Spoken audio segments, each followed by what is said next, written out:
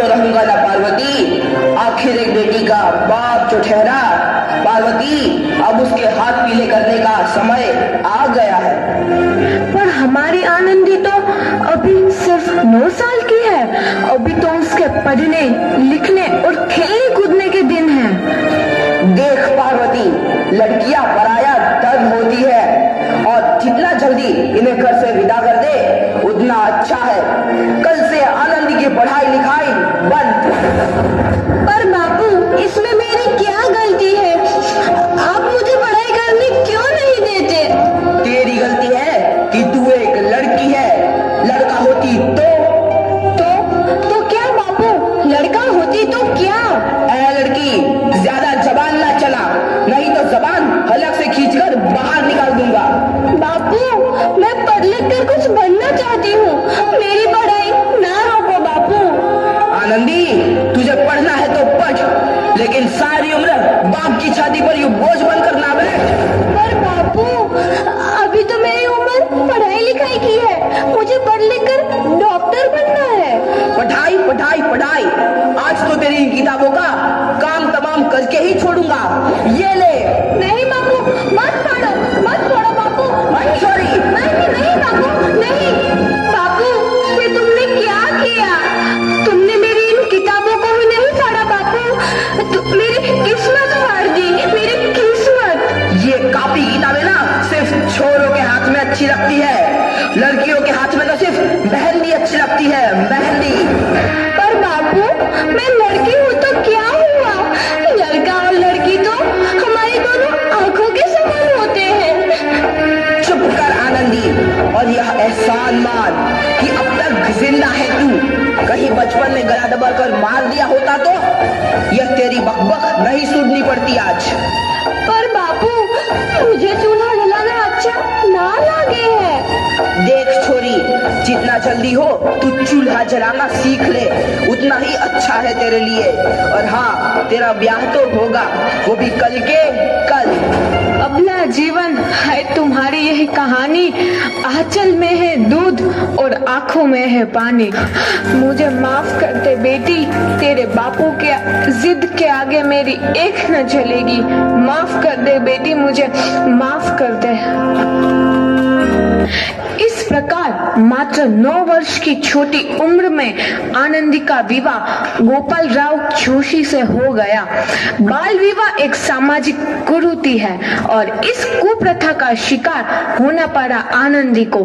5 वर्ष बाद आनंदी 14 साल की हो गई है। उसके घर एक शिशु ने जन्म लिया है। देखते हैं आगे क्या होगा। देखिए ना, इसे क्या हो गया है? इसका माथा तो अंगार की तरह तप रहा है। इसे तो बहुत तेज बुखार है। आप बिना कुछ भी बोलते हैं, दीजिए मुझे। माधव, जल्दी से वैद्य जी को बुला के लाओ। जी, अभी बुला के लाता हूँ। ये तुम क्या कर रही हो आनंदी? भगवान की विभूति लगा रही हूँ। बस करो आनंदी, ये सब अंधविश्वास है। अरे आप यकीन तो कीजिए, भगवान की कृपा से इसका माथा ठंडा हो रहा है और बुखार भी उतर गया है ना बाबू? देखिए, दीजिए मुझे। उठो बाबू, आंखें खोलो, तुम्हें तुम्हारी माँ बुला रही है। आंखें खोलो, देखिए ना इसे क्या हो गया है। आंखें भी नहीं खोल रहा। आंखें खोलो बेटा। आप चुप क्यों है? आंखें खोलो बेटा, आंखें खोलो। आनंदी, हमारा बेटा कभी आंखें नहीं खोलेगा। नहीं, ऐसा नहीं हो सकता। मेरे बेटे को मुझसे कोई नहीं छीन सकता, कोई नहीं छीन सकता। पागल मत बनो आनंदी। माधव,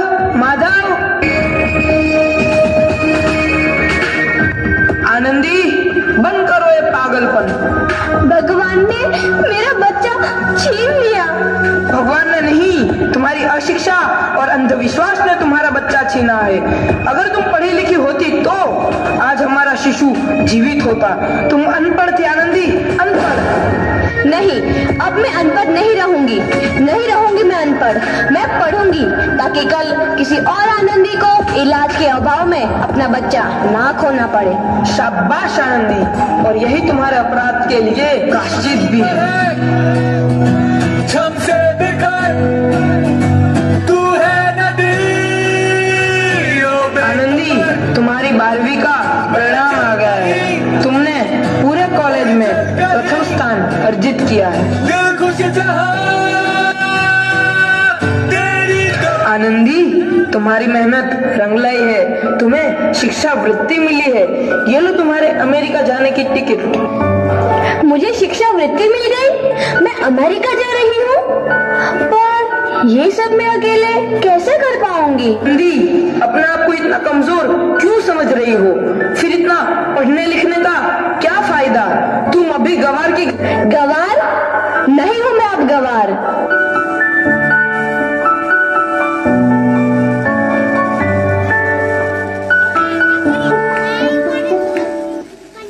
तो इस प्रकार 7 अप्रैल 1883 को आनंदी अमेरिका के पेंसिल्वेनिया के लिए रवाना हुई और 3 साल बाद उन्होंने डॉक्टर ऑफ मेडिसिन की उपाधि प्राप्त कर ली। इधर आनंदी के पिता की तबीयत बहुत खराब है। आगे क्या होता है देखते हैं। लगता है अब मेरे जाने का समय आ चुका है। मैं नहीं बचूंगा। ऐसा मत बोलो। शहर के सिटी हॉस्पिटल में अमेरिका से डिग्री लेकर कोई बड़ा डॉक्टर आया है। एक बार वहाँ चलकर दिखा लेते हैं। हाँ, सही बोला भैया। कम से कम दिल को तसल्ली तो मिल जाएगी। हाँ हाँ, चलो चलो जल्दी हॉस्पिटल चलते हैं।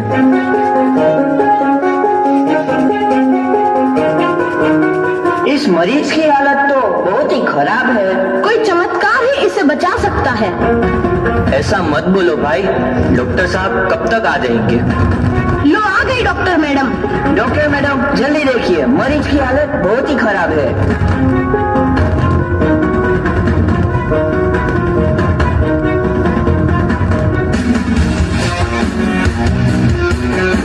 अब आप बिल्कुल ठीक हैं। मौत के मुंह से आपको बचाया है डॉक्टर मैडम ने। डॉक्टर साहब ने मुझे बचा लिया। मुझे मिलना है डॉक्टर साहब से। डॉक्टर साहब नहीं, डॉक्टर मैडम बोलो। डॉक्टर मैडम, उन्होंने ही तुम्हें जीवन दान दिया है। लो आ गई डॉक्टर मैडम, मिल लो उनसे। डॉक्टर मैडम, आपका बहुत बहुत धन्यवाद।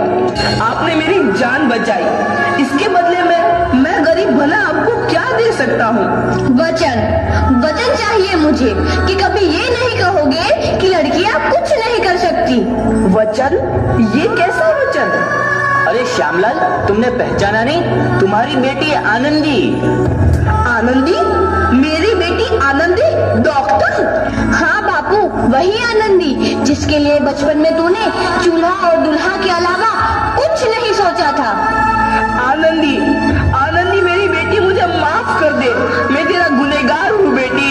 नहीं नहीं बापू, वही आनंदी जिसके हाथ पीले करके तुम उसकी सारी जिंदगी काला कर देना चाहते थे। माफ कर दे मुझे मेरी बच्ची, माफ कर दे। मैं तेरा अपराधी हूँ मेरी बच्ची, माफ कर दे। नहीं बापू, मैंने तो तेरा एहसान चुकाया है। याद है ना अपना एहसान जो बचपन में तुमने मुझ पर किया था? ताने सुना सुना कर जीते जी मार डाला था मुझको। अब बोल, और किस किस को मारेगा? आनंदी बेटी, मुझे माफ कर दे मेरी बच्ची। मैं तेरा गुनहगार हूँ। बापू, आपने ही तो बोला था किताबें सिर्फ बेटों के हाथ में अच्छी लगती है, बेटियों के हाथ में तो सिर्फ मेहंदी। बेटों और बेटियों में फर्क करना तो आंखों में फर्क करने समान है। एक का पढ़ना और दूसरे का ना पढ़ना सामाजिक अंधकार है बापू, सामाजिक अंधकार।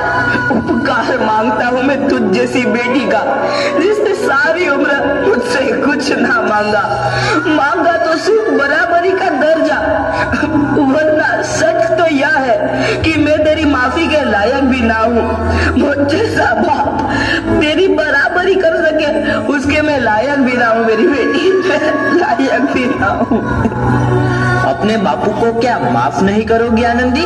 माफ कर दो आनंदी, माफ कर दो। सुबह का भूला यदि शाम को घर लौट आए तो उसे भूला नहीं कहते। बापू। तो इस प्रकार आनंदीबाई जोशी ने अपनी मेहनत और अटूट इरादे से न केवल भारत की पहली महिला डॉक्टर बनी, बल्कि आगे चल के उन लड़कियों के लिए सुनहरा रास्ता दिखा गई जो जीवन में कुछ करना चाहती थी।